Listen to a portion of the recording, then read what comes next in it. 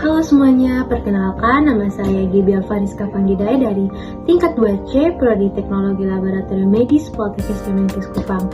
Baik, di sini saya akan menjelaskan kepada teman-teman semua apa sih itu TBC dan bagaimana gejalanya, bagaimana terapi pengobatannya, dan juga bagaimana pemeriksaan labnya. Untuk itu, teman-teman bisa menyimak video ini sampai habis dan semoga bermanfaat. Baik, di sini saya akan menjelaskan sedikit gambaran mengenai apa itu TBC. Jadi, TBC merupakan penyakit menular yang disebabkan oleh infeksi bakteri Mycobacterium tuberculosis.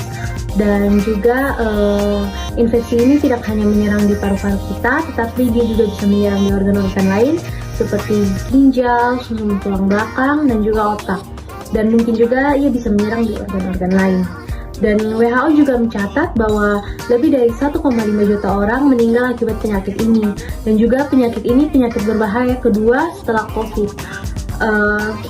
WHO juga mencatat bahwa Indonesia berada pada urutan ketiga dengan penyakit TBC paling banyak di dunia. Dan bagaimana penyakit ini bisa tertular oleh manusia? Yaitu ketika kita berinteraksi dengan orang yang positif TBC. Dan itu juga bisa disebabkan karena ketika kita berbicara sehingga air ludah bisa terkena pada orang yang sehat dari orang yang terinfeksi oleh TBC. Untuk itu, jika kita berbicara dengan orang TBC, mungkin kita bisa disarankan untuk menggunakan masker agar meminimalisir menjadi penularan. Baik, yang kedua saya akan menjelaskan tentang gejala-gejala orang yang sudah terinfeksi dengan TBC. Yang pertama, orang tersebut mengalami batuk secara terus-menerus dan hal itu bisa berlangsung selama 3 minggu ataupun lebih dari 3 minggu. Dan batuk tersebut bukan batuk biasa atau batuk kering, tetapi batuk tersebut disertai dengan dahak dan juga darah. Dan yang kedua, nyeri dada saat bernapas dan juga saat batuk. Yang ketiga, hilangnya nafsu makan. Yang keempat, penurunan berat badan secara drastis. Yang kelima, demam dan menggigil. Dan yang keenam, yang paling sering terjadi pada orang penyakit TBC, yaitu berkeringat pada malam hari. Dan gejala-gejala ini terjadi tergantung dengan bagaimana bakteri tersebut terinfeksi di organ-organ lain. Jika bakteri tersebut terinfeksi pada organ paru-paru, maka gejala yang terjadi adalah seperti yang tadi sudah saya jelaskan. Baik, yang ketiga di sini saya akan menjelaskan tentang bagaimana pemeriksaan fisik dan juga pemeriksaan lab untuk infeksi tuberkulosis. Dan saya akan mulai penjelasan tentang pemeriksaan fisik. Yang pertama, pemeriksaan alat tanda vital seperti denyut nadi, pernapasan, suhu, dan juga tekanan darah. Dalam pemeriksaan tanda vital ini bisa dicek jika suara nafas pasien itu berbeda. Mungkin itu bisa dikarenakan dengan banyaknya bakteri dalam paru-paru pasien tersebut sehingga pasien tersebut kesusahan dalam bernapas. Yang kedua, pemeriksaan dari kepala hingga kaki. Dan yang ketiga, pemeriksaan per sistem tubuh seperti sistem kardiovaskular, sistem pencernaan, dan juga sistem pernapasan dan sistem tubuh lainnya. Baik, yang kedua saya akan menjelaskan tentang pemeriksaan lab untuk infeksi TBC. Pemeriksaan lab yang pertama bisa dilakukan dengan pemeriksaan rapid, pemeriksaan PCR, dan juga pemeriksaan BPA. Untuk pemeriksaan BPA sendiri, dia mempunyai syarat-syarat tertentu, yaitu yang paling terutama dan paling umum adalah sampel yang ditampung berupa sampel dahak dan juga bukan air liur. Dahak tersebut harus yang purulen, yang berwarna kuning, kehijauan, ataupun juga yang berdarah. Dan sampel tersebut ditampung di tempat yang khusus, yang tertutup dan juga tidak terkontaminasi. Untuk sampel BTA sendiri diambil dengan prinsip SPS, yaitu sewaktu, pagi, dan sewaktu.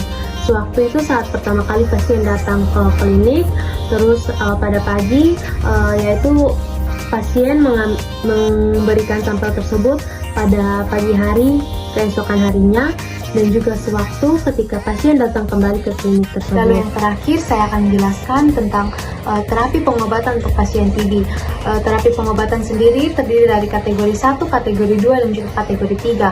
Untuk kategori 1 sendiri yaitu 2-HRZE atau 4H3R3, yaitu selama 2 bulan diminum isoniazid, rifampicin, pirazinamid dan juga etambutol. Itu diminum setiap hari dan itu dilakukan untuk tahap intensif. Lalu dilanjutkan dengan meminum isoniazid dan juga rifampicin selama 3 kali seminggu dan dilakukan selama 4 bulan untuk tahap lanjutan. Dan untuk kategori 1 sendiri itu diberikan untuk pasien baru TB dan juga BTA positif, pasien baru TB, BTA negatif tetapi kototoraks positif, dan juga pasien TB ekstrapat. Lalu dilanjutkan dengan kategori 2 yaitu 2-HRZES atau HRZE atau 5H3R3E3. Selama 2 bulan diberikan HRZES setiap hari, kemudian 1 bulan dilanjutkan dengan pemberian HRZE setiap hari untuk tahap intensif, dan diteruskan selama 5 bulan dengan meminum HRE selama 3 kali seminggu untuk terapi lanjutan. Dan untuk kategori 2 sendiri diberikan untuk pasien kambuh, pasien gagal, dan pasien dengan pengobatan setelah lalai dalam meminum obat. Dan yang terakhir ada kategori 3 yaitu 2-HRZ atau 4H3R3. Untuk terapi ini pun selama 2 bulan diminum HRZ setiap hari untuk tahap intensif, dan juga untuk terapi lanjutannya selama 4 bulan HR diminum sebanyak 3 kali dalam seminggu. Itu untuk terapi lanjutan. Dan untuk kategori 3 sendiri diberikan untuk penderita baru BTA negatif dan juga penderita TB ekstraparu ringan. Oke, baik teman-teman, sekian dari penjelasan saya. Kiranya penjelasan ini bisa bermanfaat bagi teman-teman sekalian. Terima kasih.